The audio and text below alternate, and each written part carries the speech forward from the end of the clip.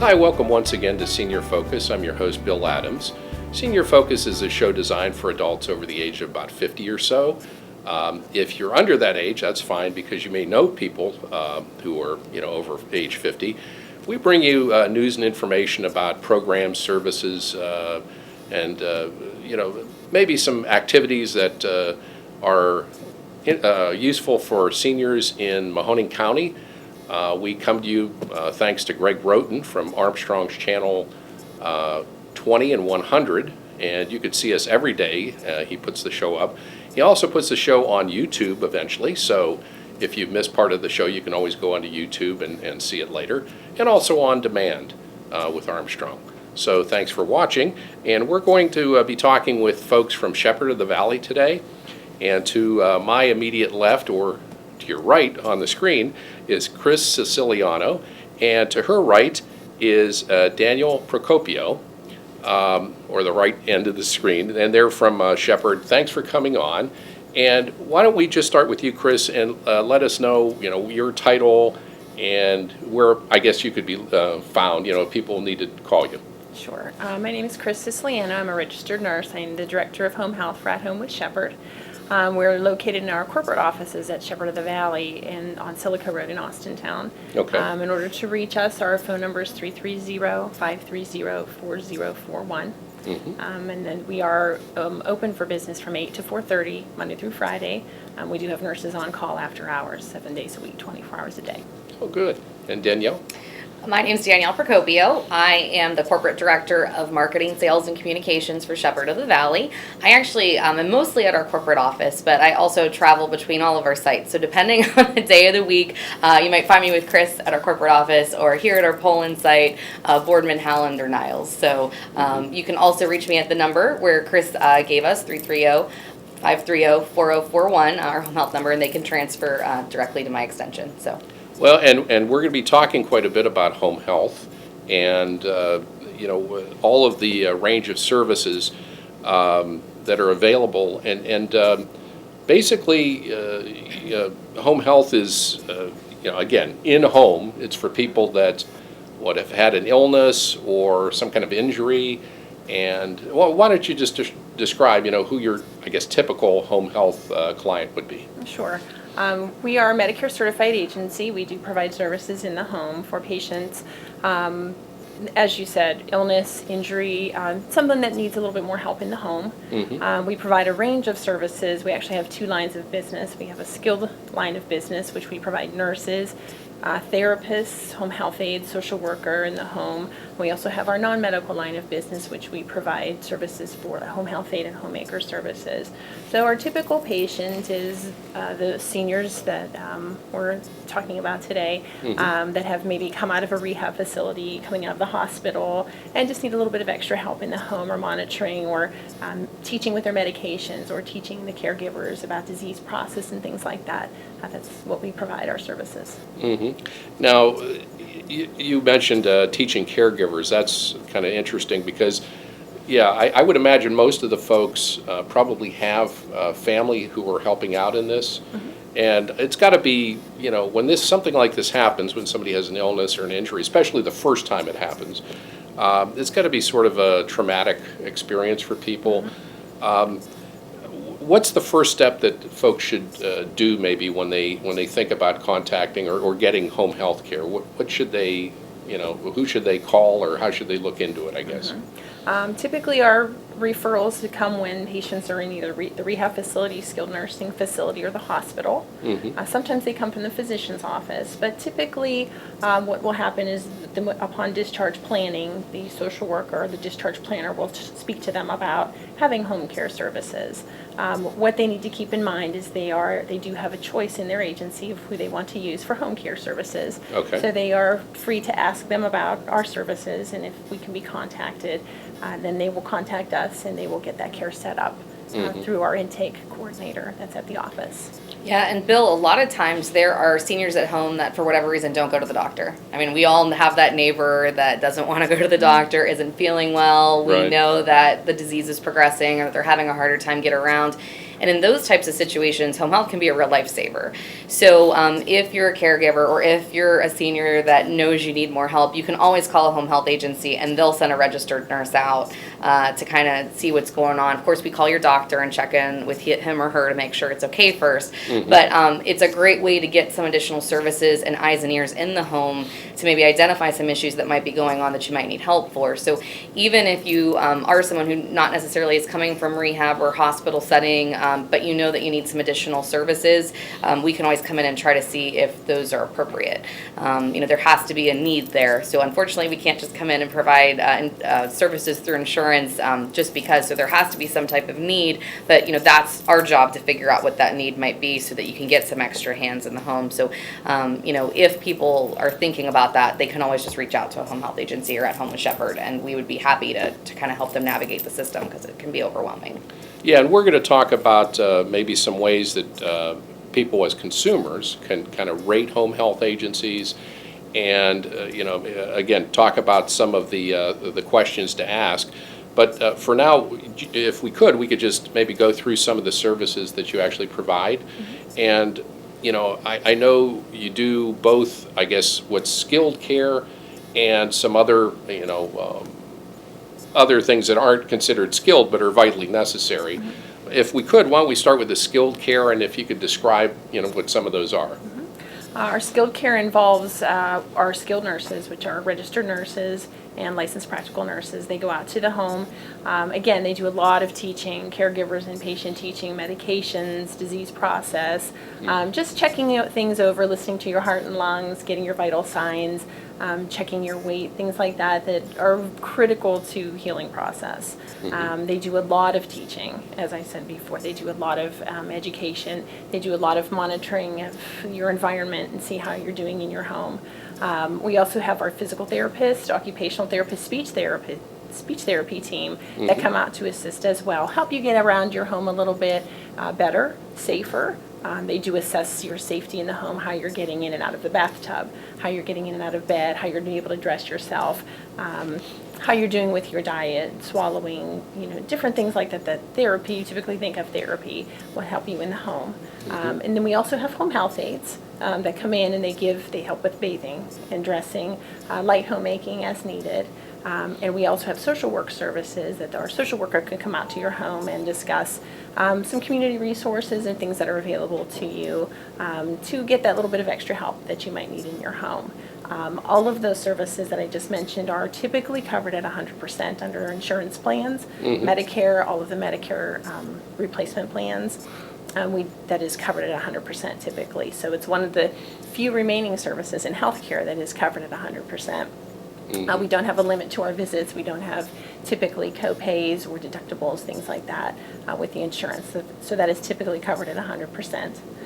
And that's, again, this is sort of part of a whole trend of trying to keep people at home as much as possible. Absolutely. And maybe, I think later we'll talk a little bit more about all the services through Shepherd of the Valley, which include, obviously, nursing care, assisted living. But I think the trend for payers, and that's Medicare, VA, and other payers, they'd rather see people at home because, again, it's less expensive, I guess, right? Right. Yes. And unfortunately, Bill, that is the trend that we're seeing, is that the payer sources are, previously we were pushing everybody to go to the nursing home. Everybody wanted to go to the nursing home. It was covered. It was, being paid for. But now we're seeing a trend where we're trying to shorten hospital stays and actually keep people at home longer. So the more that we see the shift in that direction, the more important home health services are becoming, and the higher acuity of patients that we're seeing. So, we need to make sure that our nurses are staying trained and are on top of their game for wound care and catheter care and, IVs. So, we really take pride in making sure that our nurses are educated and that we keep them, up to speed and that they're experienced, so that when they're in the home setting, they're able to address some of those needs that typically you would have had addressed in a hospital or a skilled nursing facility. So there's a real shift there. And that goes back to what Kris was saying about the nurses in turn training other caregivers. Because just as an example, say there's a husband who is ill and now has home care needs. and he's there with his spouse, and maybe they're both in their 70s or 80s, you're not going to be able to be there 24 hours a day.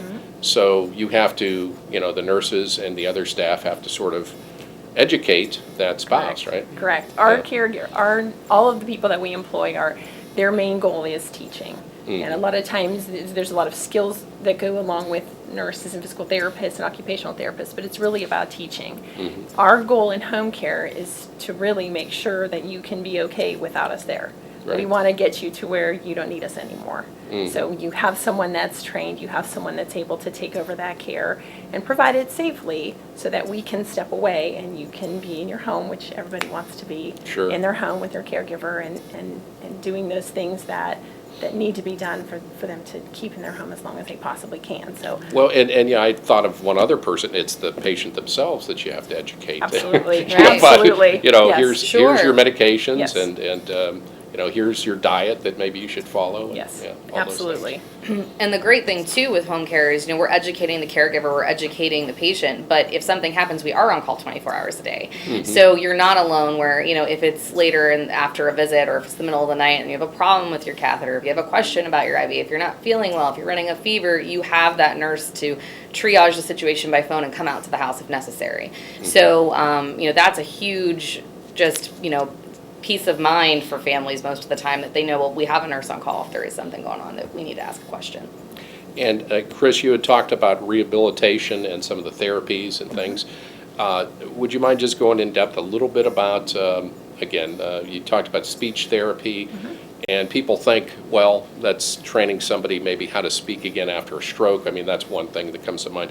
But as you said, it's more complicated than that. It's chewing and, swallowing and things like that. It is. There's a lot more to speech therapy than a lot of people think. They do typically think after a stroke, learning how to speak again, or sometimes they have difficulty with swallowing, but speech is so much more involved. There's a lot of pieces of cognition that go into teaching with the speech therapist, where you have patients, and we're seeing it more and more as we see the elderly population as they get older, and we have a lot of patients in their 90s. Wow. They're living much longer, so we have patients that have maybe some cognition, some memory issues, some deficits there.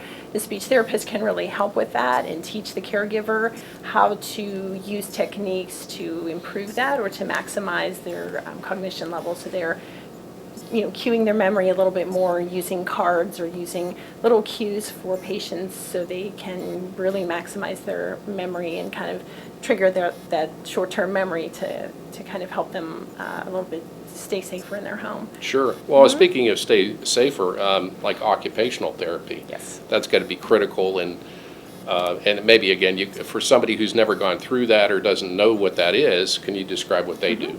Occupational therapy really helps patients in a functional way, thinking about the activities of daily living, getting in and out of the bathtub, getting up and down to the toilet, dressing, putting your clothes on, putting your shoes and socks on, things that are really technical things where you would think of and how you get up from the bed in the morning to getting out the door. That's occupational therapy, getting dressed, getting bathed, toileting, different things like that. So they help patients to improve their level of function to where they may be needing a lot of assistance to get to the bathroom.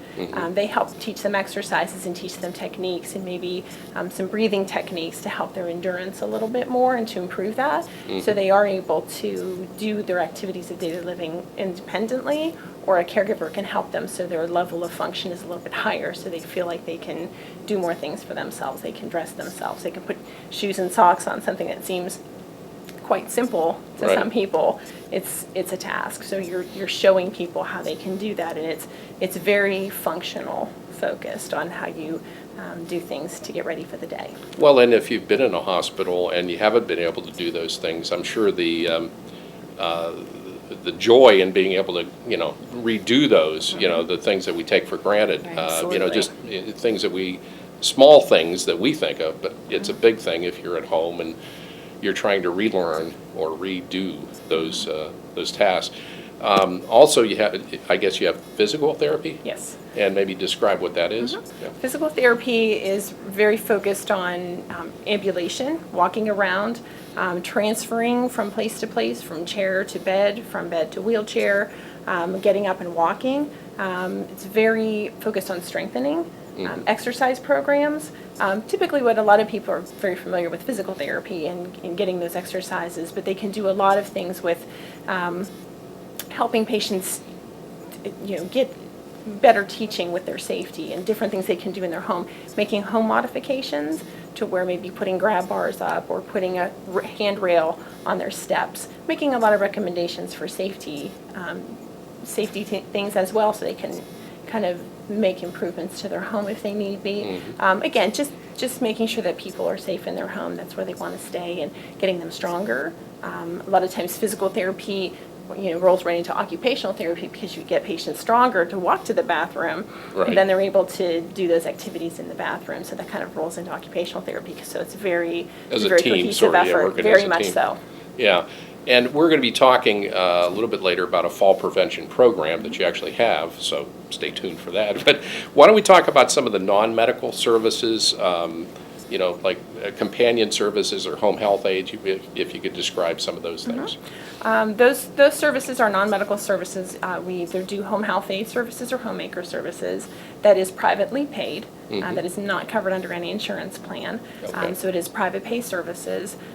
We do a variety of services, anything from total care, bed baths, and total care of patients, all the way through to just helping around the house a little bit, house cleaning, doing a little bit of help, just homemaking, preparing meals, and everything in between, and helping patients to really whatever they need help with, again, with meals, bathing, dressing, things like that supplement can supplement our skilled care, or they can just be, companionship, or sitting with someone, or, playing cards or something like that can really just help to have that extra person in the home. Yeah, eyes and ears, sort Absolutely. of. Yeah. We have a lot of caregivers, and we talk about teaching the caregivers in the home, but what we see now is a lot of daughters and sons are out of town, or this one lives in California, this one lives Sure. in Philadelphia, so they're kind of all over the place, and they really want those eyes and ears, someone to check on their mom every day for a couple of hours, and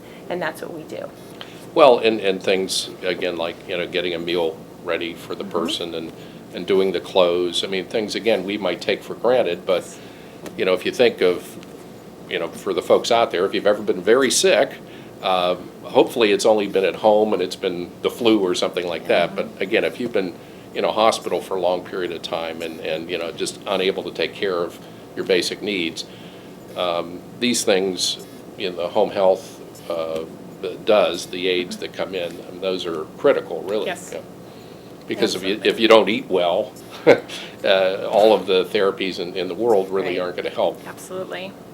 Well, we've talked about, again, some of the specifics on home health, and why don't we talk about at this point, well, one of the things that was mentioned was social services. And I guess those are the folks who would maybe go through what I was going to talk about in the next part is payment, and how do you go about arranging these services. We have Medicare and we have other things, but if either one of you want to talk about how is home health care basically paid for? Home health care, our skilled services, basically our payer sources, Medicare or Medicare HMOs. Okay. We do a lot with a lot of the insurance companies now, Anthem's, Aetna's, Humana. Again, they typically cover our services at 100%. There's no limit to visits. There's no deductible. There's no copay typically. Really what we do is once we get the home health care set up, we get the physician's order to go out to see the patient. Then we run it through the insurance company. We make sure that everything is okay. They understand that we're going to be seeing that patient, and they do let us know that we have the approval to go out there, and then we to see the patient. Whatever our nurse or physical therapist, occupational therapist feels is appropriate to see that patient, we get physician's orders and we function on that, and the insurance companies will pay for that at 100%. Okay, so again, your social work staff maybe can help in doing that? Yes. In getting these processes going. And our social workers that go out to the home can help with getting people in touch with community resources like the VA. Right, we haven't mentioned the VA, Yes. but Yes. Well, maybe 10% of your folks are covered under that, Yes, right? we do have a contract with the VA that we provide in-home services. It's home health aid services for our veterans that are eligible for VA services, and we do provide that for several of our patients. And that is something that our social worker, when we start out with the patient, can sit down with the patient, their family, and talk about their eligibility or help them complete an application for the VA to initiate those services. And how many people approximately do you service on an ongoing basis? Do you have an idea? Our typical census, we run about a 250 patient census. Okay. Probably about 70% of that is skilled, 30% of that is non-skilled, which includes the VA. So that's typically what the census that we run. We have we have probably 34 home health aides. We have 6 registered nurses. We have a group of therapists. Well, that's what I was So thinking. It must be a small army of people out in the community. It absolutely It is. really is. It is. Well, we have about 10 minutes to go. Why don't we talk about maybe some of the other programs, like the fall prevention that you have coming up? Again, either one want to talk about that? Sure. We have a program that we're going to be kicking off probably in second quarter, so the spring and summer. We are going to be focusing on fall prevention in the home. Our program is going to be called Steady Steps. Okay. And it is pretty much what we talked about as far as therapy and nurses, covered under your Medicare HMO is covered at 100%. But it's a little bit different focus than what we talked about as far as some of the other things, with the teaching and coming out of rehab. This is clearly focused on fall prevention. Falls are such an issue right now. Sure. It's the big buzzword. And everybody's trying to find out how we do this. And as we try to keep patients in the home, we're trying to keep them safer in their home. So it's a very focused program, very therapy focused. On you identify what are causing patients to fall, and what can we work on. As far as there's a multifaceted approach to it. Right. It's strengthening, it's balance training, it's home modification. We are going to be putting a home monitoring system in place for anybody who signs up for the program, so they have a help button that's a little more comprehensive than just a typical life alert button. It's they call in, they make wellness calls to patients, see how they're doing. It's a very comprehensive program. We're going to have a pharmacist that's consulted to review their medications, every patient that's on our program.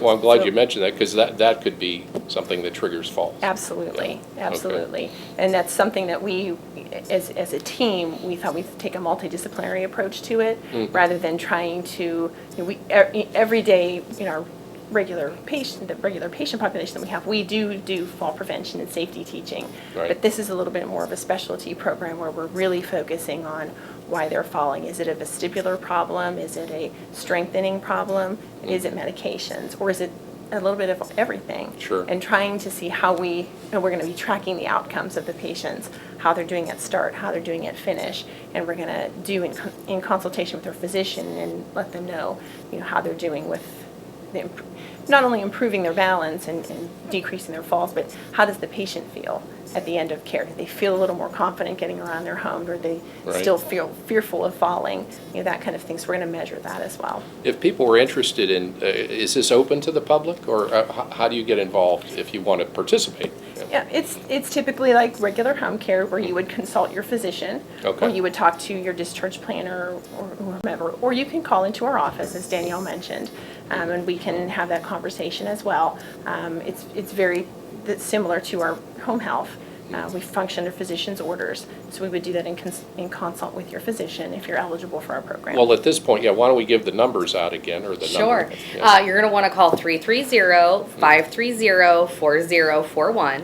And really, when Kris talked about the fall prevention program initially, it's something that really got me excited, because sometimes it's actually more targeted for the caregivers and for the physicians, because as someone who's at home, you might not realize you're at a risk for falls. You might not be thinking about it, but your kids are constantly worried that you're going to fall. Your doctor's constantly worried that you're going to fall.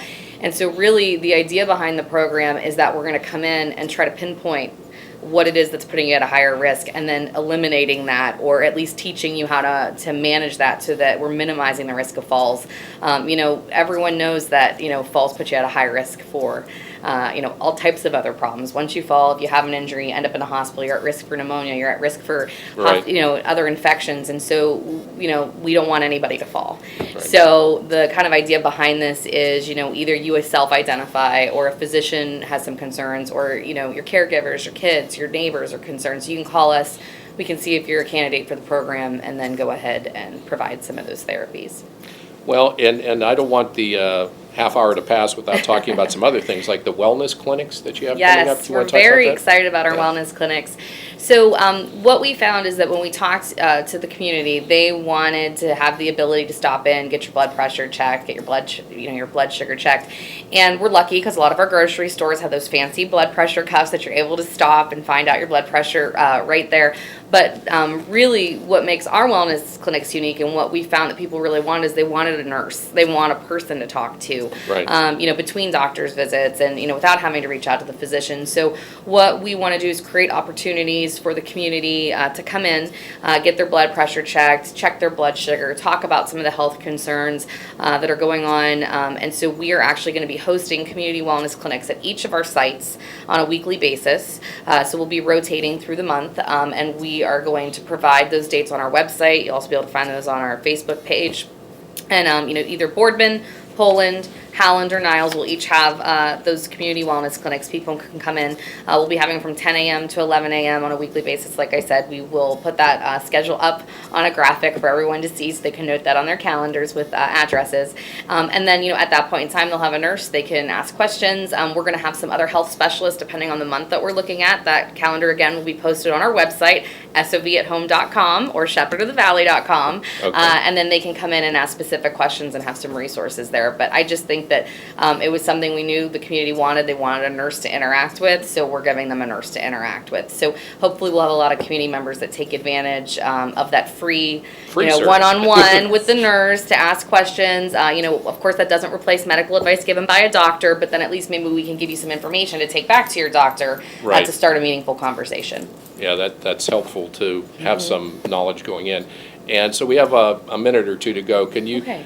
just run down what the locations are? Sure. Today we're here at Poland. Right. So we have a location in Poland on Western Reserve. We're over on Boardman on West Boulevard. We have a location in Howland on North River Road, and then we have a location on McKinley and Niles. So we have 4 communities, and then our home health is housed out of our corporate office, which is in Austintown. Right. Yes. And again, Shepherd of the Valley been around for 40 years or more, yeah. Oh, it's been since 1972, so Do the math, yeah. Yeah, more than 40 now. So, Okay. and the only other thing I wanted to leave you with, Bill, is that home healths are being looked at very closely now. They're being rated just like our skilled nursing homes. They're on the Right. on the 5-star scale, and so we're really proud. This first quarter that came out, At Home with Shepherd received 4.5 stars. So that's one of the highest in the area. That was actually the highest awarded. So us and another agency. So that shows that the quality is there. We've been recognized multiple times as Home Care Elite, one of the top 500 agencies in the country. Okay. And so, I just think it's important for everyone to know that in our community we have some really great resources. So if you're looking at home health, we'd like for you to consider us, because we have a great continuum of care from assisted living, independent living, skilled nursing, or we can keep you at home. You don't need to come live with us. We'll come help you at theirs too. So. Yeah, and I'm glad you mentioned that. Again, if you're interested at home, go to medicare.gov, and there are tabs that you can click on, just like with nursing homes. Now with home health agencies, you can check the federal government ratings. Right. Homehealthcompare.com is also, if you can't find it through Medicare, it's quick and easy. So, and it'll Okay. pull up all of the dozens and dozens of home health agencies you have to choose from. So, Thank you. yeah. And again, we've been talking with Danielle Procopio and Kris Siciliano. They're with Shepherd of the Valley, and specifically we've been talking about their home care service. I'm Bill Adams. You've been watching Senior Focus. We want to thank you for watching this program, especially thanks to Greg Roden from Armstrong, Channel 20 and 100. And again, if you missed any of the show, you can always go back to On Demand, or you can check YouTube, where the show is eventually archived. Until next time, thanks for watching.